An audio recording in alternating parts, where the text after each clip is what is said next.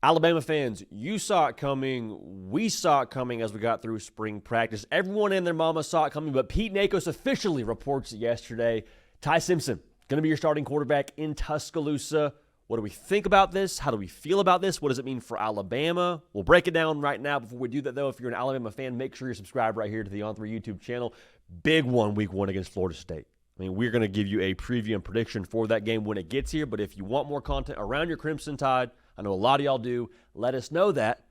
Little subscribe button. Go ahead and tap that. We appreciate you in advance for doing that. So here's the first thing I want to make sure we say. We said it during our fall camp intel segment as it pertains to Alabama, but I think there's this narrative that's gotten way too much momentum. I understand where it comes from, but just roll with me here. The narrative is Ty Simpson's not really that talented. He just stuck around the longest. Just has been the last man standing in that quarterback room, and now he finally gets his chance. I don't think you get to play quarterback for Kalen DeBoer or be in Kalen DeBoer's quarterback room when he wasn't recruited by Kalen DeBoer and not be talented. Also, Ty Simpson was a 5-star prospect coming out of high school. So if you're good enough to go play quarterback for Nick Saban, I think that also probably speaks volumes to the physical traits you have. The guy just waited his turn. I don't think this is anything that needs to be over-analyzed to that respect, even though yours truly has done that.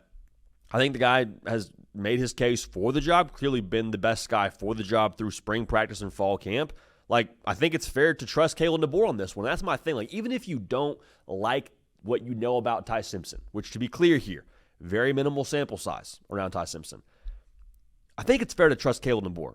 It's fair to say, you know what, the guy that coached Jake Hanner and Michael Penix Jr., he probably knows what he's doing when it comes to working with quarterbacks. Okay. Also, I think it should be noted the fact that he stayed at Alabama from Saban, now to Kalen DeBoer, and now another year under Kalen DeBoer.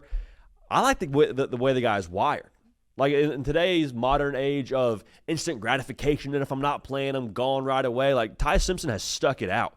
You know how much mental fortitude that takes to wait, several years now, especially behind a guy that you probably, I'd have to imagine, if you gave Ty Simpson some truth serum, feels like he could do a better job than in A1 Jalen Milroe when Jalen Milroe's out there throwing interceptions against Oklahoma. You know how much that probably wears on a person mentally? And to still keep coming back every spring, keep coming back every fall camp, maybe this year, Ty Simpson, and then eventually to win the job, that tells me a lot about how he's wired competitively. And that's going to, I think, serve him well when there's the inevitable ups and downs of a college football season and Ty Simpson has a game that he maybe wishes he could have back. And it's I've dealt with the mental weight of not being the starting quarterback at Alabama and everyone talking bad about me for a number of seasons.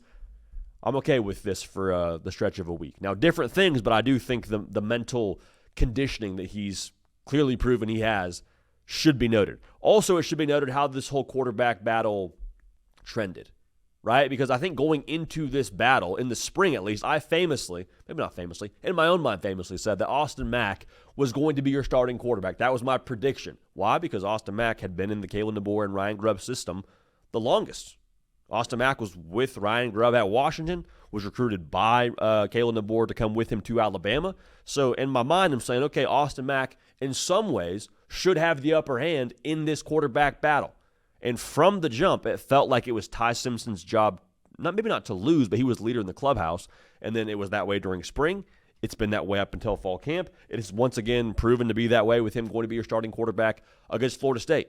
So what does that tell you? As the buzz around the quarterback room has continued to trend in a positive direction. Kalen DeBoer said, no interceptions during the scrimmage. They're all making good decisions. They're hitting their gimmies. They're playing within the system, all those things. As that buzz has continually gotten more positive, the quarterback pecking order from where we're standing has never once had any massive change. There's never been a Keelan Russell's leader in the clubhouse. Austin Mack now the favorite to win the job. It's always been, no, Ty Simpson's the guy. He's taking the first team reps. He looks the best. Just a steady progression to now being named the starting quarterback. I really like that trend because what that tells me is at the very least, if nothing else, Kalen DeBoer knows what he's getting from Ty Simpson in the context of spring football into fall camp of the 2025 season. At Alabama, if you are just consistent, we're going to win a lot of games. Why? Because that receiver room is freaking stacked to the gills. Isaiah Horton, Jeremy Bernard, Ryan Williams, and they think they're like 8-9 guys deep at that position, so there's that. Also, Kalen DeBoer has proven if you run my system at a high level and you're efficient at a high level, we're going to score a lot of points, win a lot of games. pretty self-explanatory. The Washington season in 2023 is the most obvious example of that because of the success they had going and playing for a national championship and all the talent they had. But I think the point remains the same. This dude knows offensive football. If you stick to his script, good things happen. Ty Simpson being consistent tells me he is capable of sticking to that script. All right, so last thing I want to make sure we mention as it pertains to what Alabama wants to be in 2025, they all understand what the standard is. Like, there's no, oh, if we go make the ReliaQuest Bowl again, that's a good season, sets us up for 2026. Nobody's talking about that.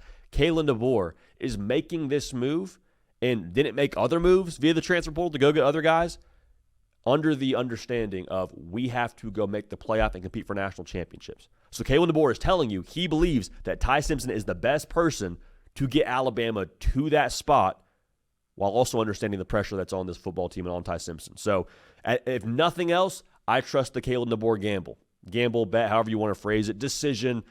He's rolling with a guy that he trusts, that he is betting the future of Alabama football on. And if it's good enough for Kalen DeBoer, it's good enough for me. So with that being said, Bama fans, let me know your thoughts in the comment section. Surprised, excited, concerned, indifferent. Let us know, man. We're college football therapy over here.